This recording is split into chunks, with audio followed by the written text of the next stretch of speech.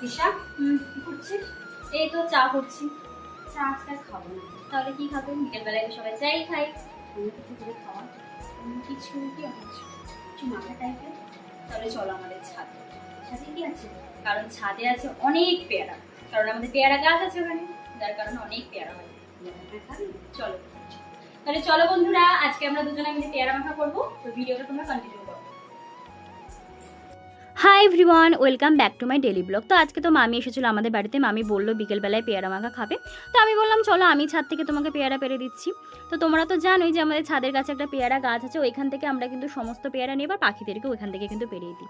প্রথমে আমি একটা কিন্তু পেয়ারা পেরেছিলাম, কিন্তু পরের পেয়ারাটা এতটাই দূরে ছিল ছাদ থেকে যে আমি আর পারতে পারি না। সত্যি কথা বলতে আমার থেকে কিন্তু মামির সাহস কিন্তু অনেক।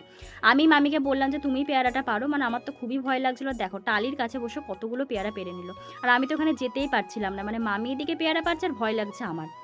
আর কি বলতো, গাছ থেকে পেরে খাওয়ার যে আনন্দ সেটা কিন্তু মানে কেনাতে নেই, সেটা অন্তত আমার মনে হয়। অন্য কারোর কী মনে হয় সেটা আমি জানি না, আমার দিক থেকে আমি তোমাদের বললাম।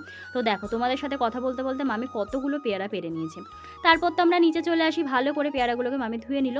আর আমি জানো তো, যেহেতু আগে আমি পেয়ারা মাখা করে যেতাম, মামিকে বললাম একটু তুমিই করো, কারণ মামি জানো তো আমার থেকেও ভালো পেয়ারা মাখা করতে পারে। এদিকে সর্ষে লঙ্কা বেটে নিচ্ছিল, কারণ কাসুন্দিটা শেষ হয়ে গেছিলো। যে মামিকে বললাম যে সর্ষেটাই দাও, কারণ একই টেস্টটা হয়, মানে একটু 19-20 হয় আর কি। আর এদিকে মামি লেবু কেটে নিচ্ছিল। আর আমার সাথে যে ব্যাপারটা ঘটেছিল, মানে আমি যখন পেয়ারা মাখা করেছিলাম তখন না লেবু দিতে ভুলে গেছিলাম। আর মামিরও কিন্তু লেবুর কথা মনে ছিল না, আমি মামিকে কিন্তু মনে করে দিলাম। তারপর মামি এই যে এগুলো কেটে নিল। আর পেয়ারাটা মানে অনেকটাই কাঁচা ছিল বলে মানে কাটতে অসুবিধাও হচ্ছিল।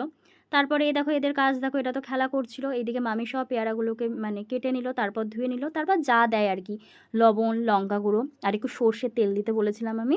আর এইদিকে দিয়েছিল সেই স্পেশাল মশলাটা, মানে সর্ষে লঙ্কা বাটার বেশি করে ঝাল দিতে বলেছিলাম আমি, কারণ ঝাল না হলে না মানে পেয়ারা মাখা মানাই না। তারপর আমি ভালো করে মেখে নিল আর একটু লেবুর রস দিয়ে দিল।